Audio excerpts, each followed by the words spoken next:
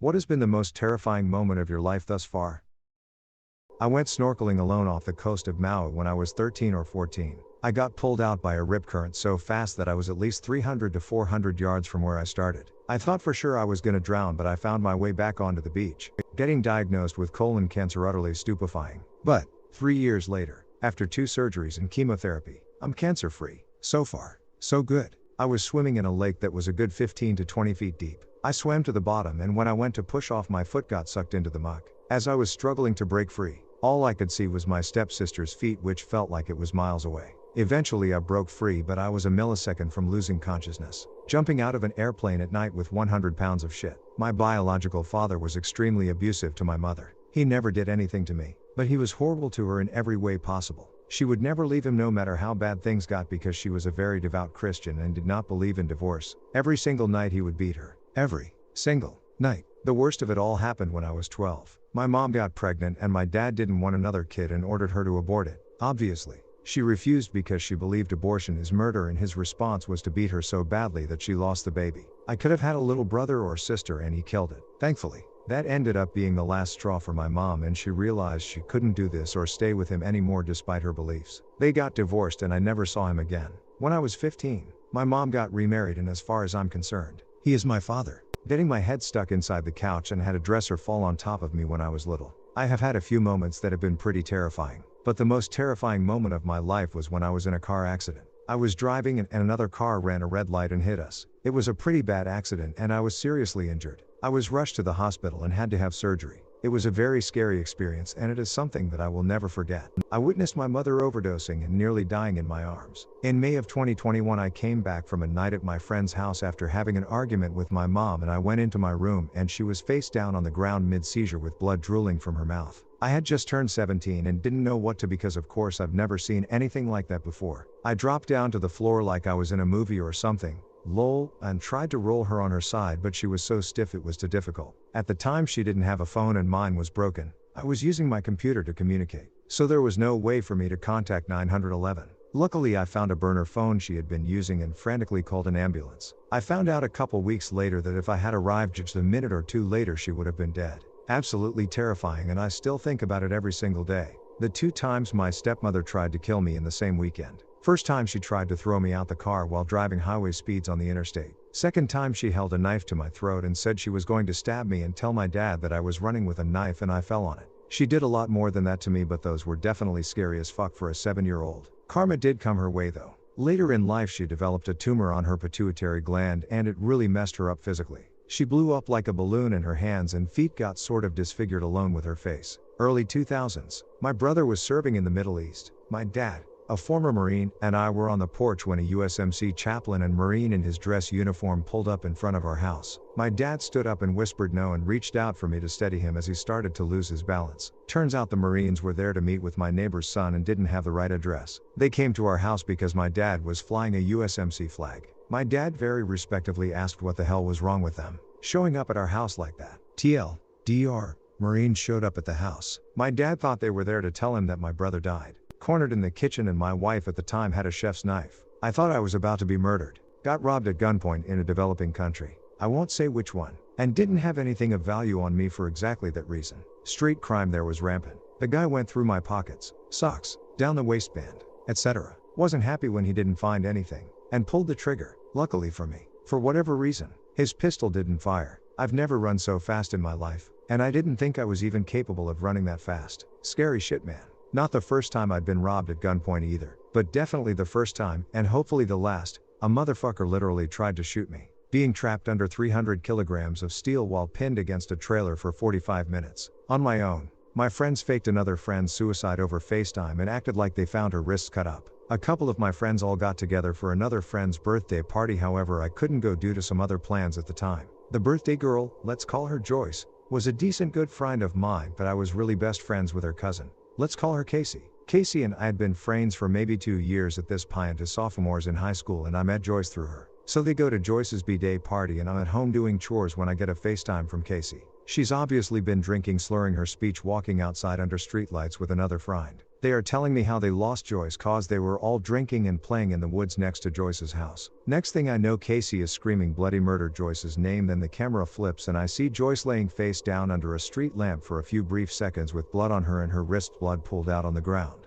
I completely went into shock, about to call the police and rush over there, but my mind all went blank at the same time. Then I heard Casey and other friend laughing, then Joyce gets up, all of them laughing hysterically. I just stared at my phone emotionless, then it clicked and I realized it was all a cruel joke. I hung up not knowing what to do. I just dropped my phone, ran to my mother's room and bursted into tears, falling into her practically. She had no idea what was going on and I was too in shock to form a proper sentence to explain. After a few minutes I managed to collect myself enough to tell what was going on. Needless to say, my mom called all their parents who were at the party, explaining how messed it was cause my older sister tried to commit suicide when I was younger due to being raped. I stayed with my mom the rest of the night, too scared to answer my phone, and I'm shocked my friends would pull such a cruel, horrible prank on me. After that I greatly distanced myself from them. What an awful, heartless, careless and stupid prank. Just terrible. What in the actual F were they thinking? How that could be funny at all? I myself have lost a dear friend to suicide and have had my own battles with deep depression, so this one struck a chord with me. Good on your parents for calling them out. I hope they learned how traumatic that was for you and are more conscientious human beings. Smart choice on finding better friends. Nobody has any time to be around the kind of people that think suicide is a joke in any way, shape or way. I'm so sorry that you had to go through that, especially after what happened with your sister. I hope your sister is doing much better these days. 2. Sending love from Costa Rica. My car accident. I was going straight in my Focus through a green light intersection. 14 weeks pregnant and my 2.5-yo in the back. An older F-150 was waiting at a yield light to turn left across the intersection I was coming to. It was like he saw me and hit the gas. Because he had been stopped, he hit me on my side and part of his truck came through my windshield, but with enough force to spin us completely. Twice. I immediately went into shock from the force because my head ricocheted off of the airbag and into my headrest and then the window. I walked away with a really bruised and burned face and burns all over my arms from gripping the steering wheel. My toddler was in the center seat, so the car just basically spun around him and he had tiny marks from his straps. I had to crawl out of the passenger side because my side was completely obliterated. The events after were so surreal and amazing. Though, everyone who witnessed it had thrown their cars into park with hazards on and were immediately flooding the intersection to stop traffic and help me and my toddler out of the car. The other man was arrested for suspicion of intoxication. My husband, who wasn't in the car, drove me to the hospital where it took 15 full minutes to find my baby's heartbeat.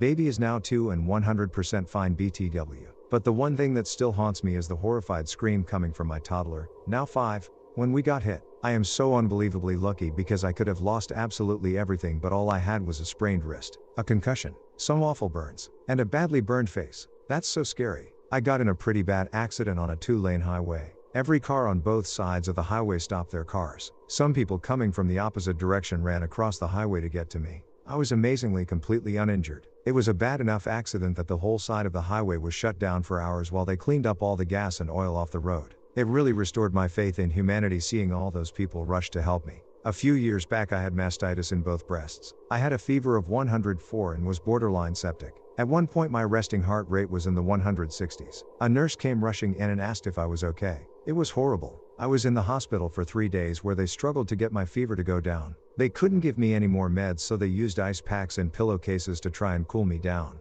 I was finally released, but they never got my temp below 101. A couple weeks later I was back in the hospital again with the same problem. This time a little worse. I had blisters on my nipples and I felt so run down. I really thought I would die. Not sure how I bounced back, but I did. It was hell trying to dry up my milk. Going to prison at Eastern Kentucky Correctional Complex. In a whiteout in Wyoming at night on an unfamiliar road. I could not see even an inch in front of my car. I had no sense of where the boundaries were on the road. My hands were shaking so badly I could barely steer. I swear I drove on blind hope that I wasn't going to kill myself or get creamed by another car. After God knows how long a motel with a neon sign appeared. I think I cried for an hour in my room with retroactive terror. Waking up in the hospital having no idea how I got there. Police raid on my home because my now ex-wife got mixed up with an old boyfriend who got her hooked on meth and she brought it home. I almost lost my kids. I overdosed on pills when I was 18 because I wanted to take my life. I had taken quite a few pills, but I had a little voice in my head that just said put them down. Just get ready for class. I didn't want to take my life with that doubt in my head.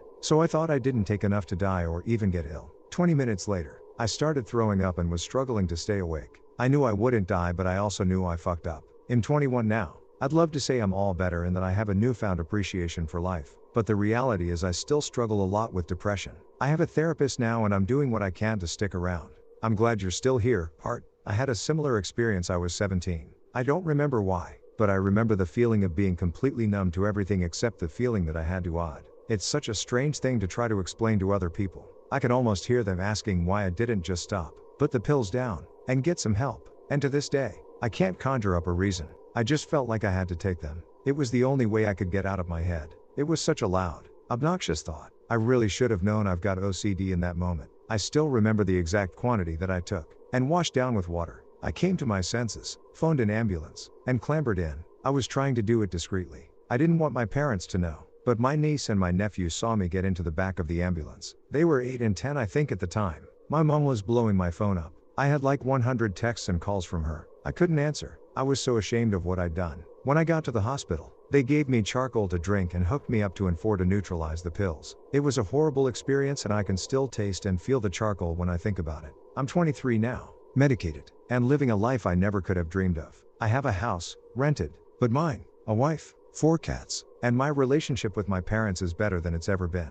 I still get days where depression has me paralyzed and the thought crosses my mind, but I remind myself that life isn't that bad. I have a roof over my head, clothes on my back, and food in my cupboards. That's a lot more than some people have. I hope you find your happiness and keep on keeping on. You're doing great. My first brush with domestic violence. I was married 12 years and never experienced anything of the sort. Got divorced. Was with a BF for 2.5 years, which ended in a domestic violence incident and my pressing charges against him and being granted a temporary restraining order. I didn't know exactly how far the abuser would go. I didn't think of my ex-husband protecting me or helping me. I was solely scared for my life and realized my abuser could steal my children's mother away from them forever if I did not manage to get away. I trusted and loved him with all I had. I am healing now. It is a process. I have severe PTSD from it. We have a few court dates coming up. It terrifies me. I have had to be put on multiple medications in order to get my head on straight after everything. I can't believe how hard they make it for victims to get final restraining orders. It is all on camera.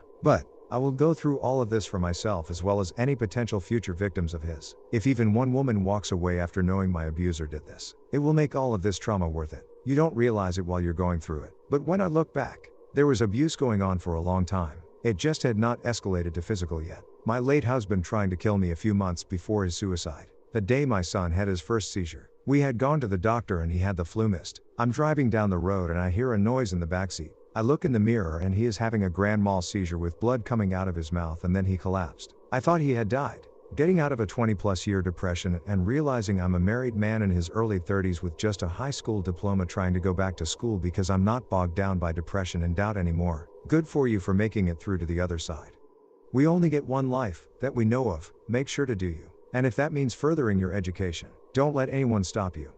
My mom wanted to get a degree and didn't do it because my dad made it impossible for her to go to school. She divorced him, and as much as I love my dad, it was the best decision she ever made. Do you? I had just turned 18, pregnant. My mom was going through some coke-fueled midlife crisis, and my dad died 3 days before I gave birth. My drive had squeezed my epidural bag while I was laying flat, which caused the numbing effect to travel up my body. Then decided I needed a C-section. While I was strapped to the operating table alone because he decided last minute my mom nor my fiancé needed to come in. I honest to God thought I was slowly suffocating while the nurses laughed and joked. They were telling me I was fine and I was breathing, but all I could do was wildly shake my head no. I couldn't speak or move any other part of my body. I passed out before my son was fully born. I just knew I had died and I'd never get to see his face.